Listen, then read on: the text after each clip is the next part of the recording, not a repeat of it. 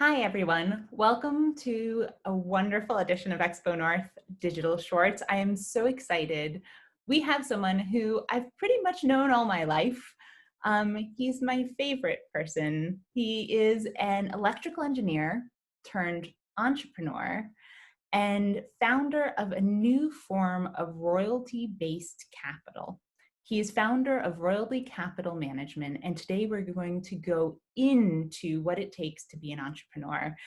He's also my dad. Hi.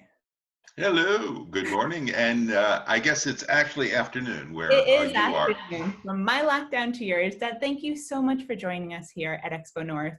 It might seem a little odd because we are reaching out to a lot of the creative industries and a lot of businesses are affected by the creative industries that we are looking at entrepreneurial skills in this episode. But I think one thing that's very important to get across, especially in the time of COVID, that we're all going to have to pivot and be a little bit more flexible and maybe embrace this idea of a gig economy and find ways to use our talent in new ways.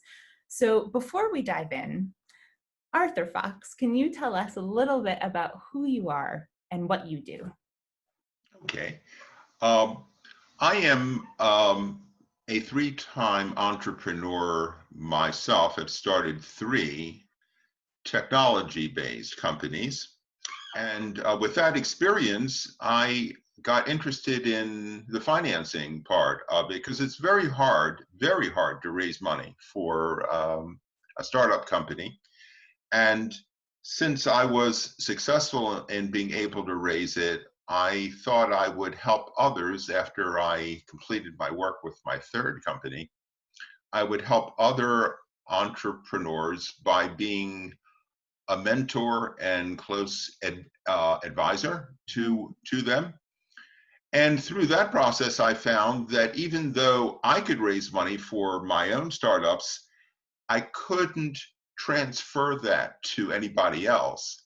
And as I examined why it was hard for them to raise it, I came to the conclusion that we needed to have a new way of providing capital. And that's how the germ of the idea for the royalty-based form of venture capital, came to me. Okay, can we go back a little bit? Because it sounds very logical when you're experiencing it, but someone who was an electrical engineer and then three-time entrepreneur, and then getting a new idea for royalty-based capital and wanting to help others, was that a natural progression? And was there anything about being an engineer that kind of helped along the way? Well, it certainly helped to be an engineer and not trained in a formal way in the financial part of Mm. the in the in the in financial markets, and so that I brought to the problem of examining capital the advantage of not knowing anything and coming at it from outside, and that's not an uncommon thing. That innovation in anything often requires a person from outside of the field to bring a fresh idea in. Which makes me very hopeful that a lot of these artists who might be looking at different ways to use their skills might actually have an advantage. Because, I maybe didn't even do justice introducing you because you also are an artist. You're a musician, you're a singer, so you can kind of connect those two worlds a bit. So can we dive in a little bit into the qualities that you see that we need to start cultivating, we being artists, to gain more entrepreneurial skills? Well, one of the things that we look for, and I think I'm going to frame my answer to your question to what investors look for in an entrepreneur. If they're investing, they're going to risk the money. They look for to Okay, that's actually a good, sorry, that was a good clarification. So, okay, pretend you're an investor. what are the qualities that you look for in an entrepreneur? Okay, well, the first thing is you look for someone who is obsessed with their idea. No, that's actually true. All right, I like it. I Obsessed. mean, if a person came to you and sounded like Eeyore, well, I think I'm interested in, yeah, you wouldn't be that interested in putting money into them. They have to be really interested in seeing their idea realized. Most people, I think, mistakenly think that entrepreneurs are motivated in the first instance by the money, and that is just not true. The money is a nice side effect from the obsession to seeing their idea put out there. And so that's That's the first thing interesting. that you look for. And I call that fire in the belly. They have to want it really bad. They really, I mean, they can't help themselves. That's kind of what it is. That's why the word obsession is not not an extreme term. Okay. The second thing they need to have is a bit of the evangelist, because they have to not only be super enthusiastic about what it is that they want to do, they have to convince other people to become part of it. And those other people may be the staff that they add on. It may be the banker that needs to provide them a little bit of money. It may be to convince investors to put your money in. It may be trying to get the potential landlord who's going to give them the office space to not need any money 2 months, maybe convincing suppliers to give them supplies with 60 days to pay it off. All of those things. To get any of that, you have to convince them to become part of the project. That's a really key skill. The other thing is kind of a paradoxical thing. They have to be brutally honest about the concept, even though they're enthusiastic about it and they have drunk the Kool-Aid. They have to be smart about when it's working the way they thought and when it isn't, and they need to change the course of the company if they have to, before the train wreck, so that so it's kind of like, yeah, you have to be excited about what it is that you're doing, and then know when maybe you need to pivot and go over in another That's really hard direction.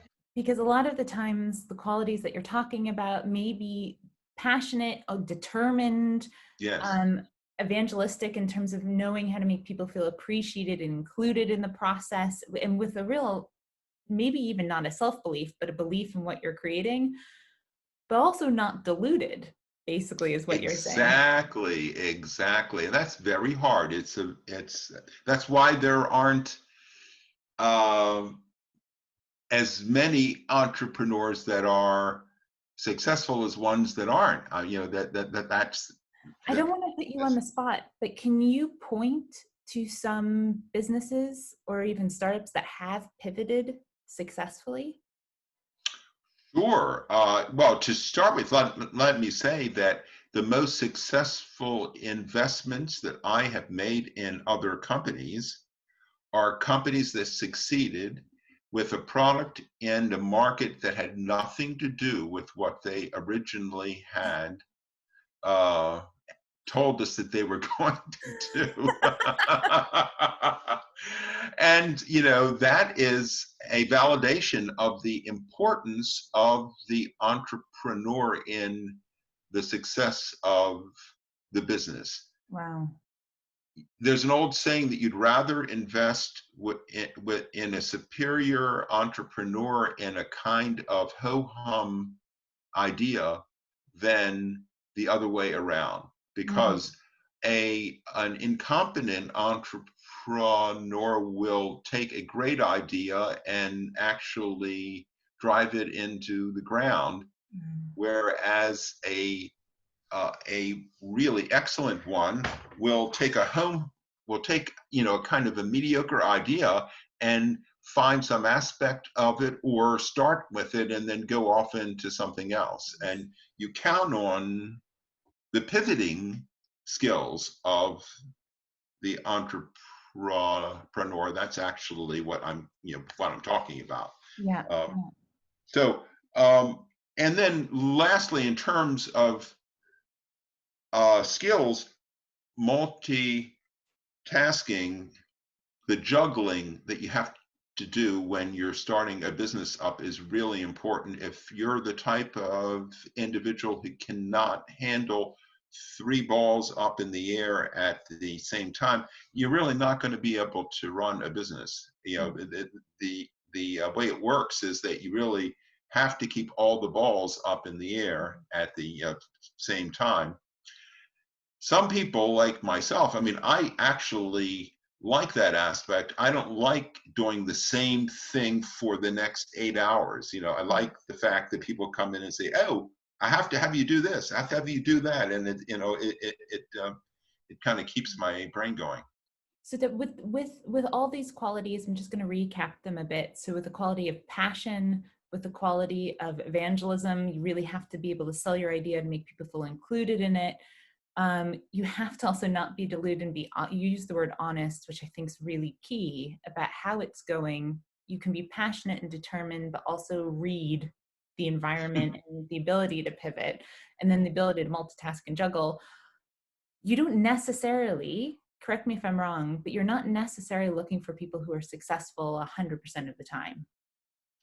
I missed what you just said. You're not looking for people who are successful 100% of the time. No, no. In fact, the whole thing with being an entrepreneur is more like a baseball batting average than I than it don't know is. if our UK listeners are going to understand that.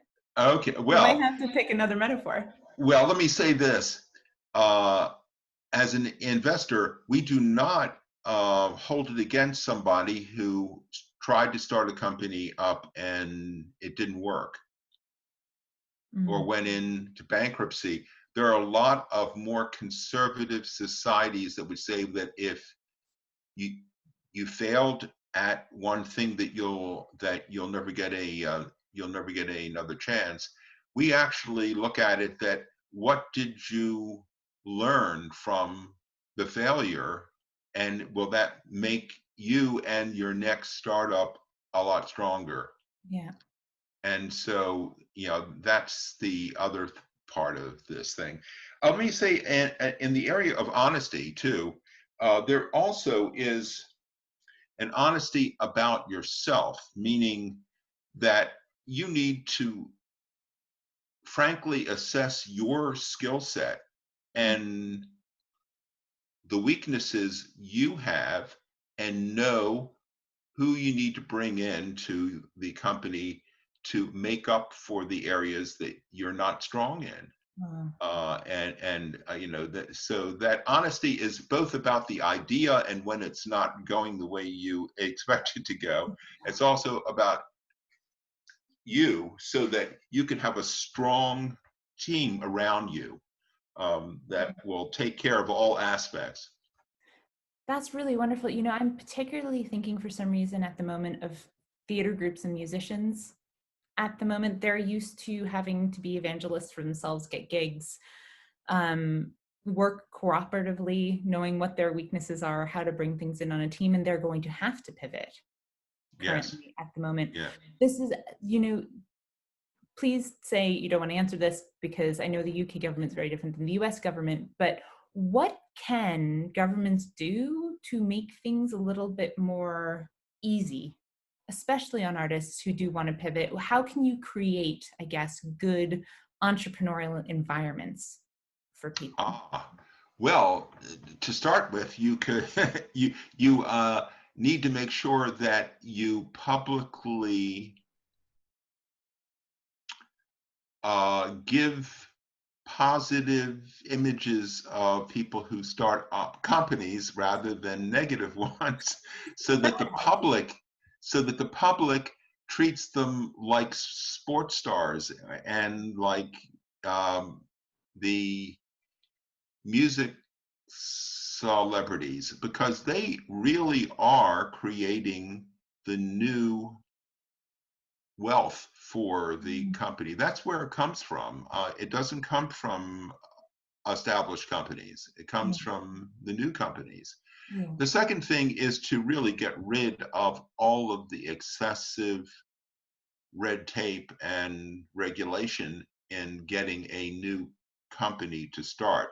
They should really give you an easy way to get started, because it benefits them ultimately, the taxes that they'll get from your operation, and the employment that it provides, and all of the other uh, societal benefits are very strong. So really, if they do things concretely, like you don't have to pay any of the corporate taxes for the first 3 or 4 years or 5 years that you start, that's not a price that is very high, because after all, if this company didn't start, you wouldn't get any tax money anyway. So, and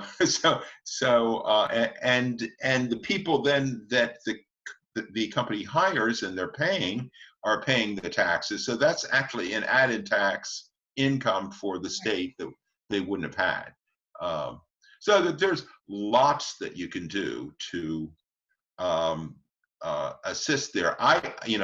If I were in charge, I would have entrepreneurial studies in school, starting in elementary school, where you learn how to run a business.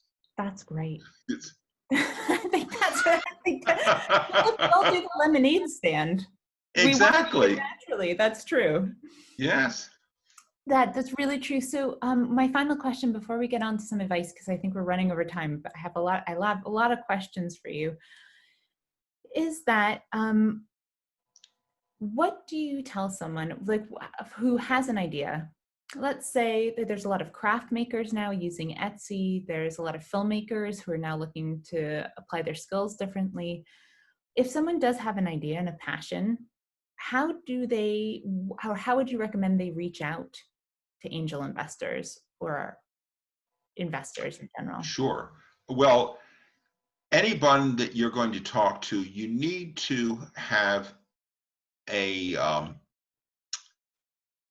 summary written document about the project. It doesn't have to be very long. In fact, investors don't like those 30-page documents. They really don't. What they want to see, and what I ask the entrepreneurs to start with, is to do a one page that summarizes everything, has to say why there's a need for the service or the product that you are offering, what your offering is, who you are competing with, Mm-hmm. a little bio on one or more people that are in on this project, and an attempt to do a very simple financial projection for a 2 or 3 years, meaning income, and expenses, and the profit. That's three, three lines. uh, and of course, it should talk about how much money that you would like to. But all that can be put on a page, and you need to have that before you start to talk to anybody. But Um, that's really helpful because that's doable. You know, it's yeah. not like a 50-page business plan. It is No. very concrete. That's a really excellent beginning for people, I think. That's really great. Okay. I'm really sorry that we're running out of time, but what's some advice you'd like to leave us with that you feel is really crucial? Well, there's lots that I can say, but one of the most important things is the fun aspect of this. If you're not having fun, you're not really doing it right, because starting something new that didn't exist, bringing it into existence from your imagination to reality, is the most fun that many people can ever have. And if you're not having fun doing it, you're doing it wrong. I'm into that. I totally agree. And, you know, kind of related to this, because one of the things that was fun for me growing up, because you had an at-home office well before having at-home offices were cool.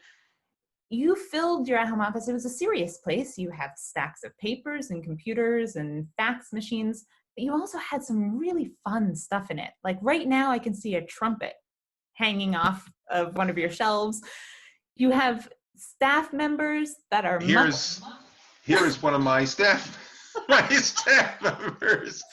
And actually, I picked this one of all the ones I have, and I really have quite a few, because as some of you Muppet fans might know, Gonzo doesn't know where he comes from. He doesn't fit in any particular category. And in fact, he referred to himself as a whatever is the group that he's in. And so when I need some, out of the box kind of advice, I asked him. That's why I also love his chili pepper shirt. He has some style.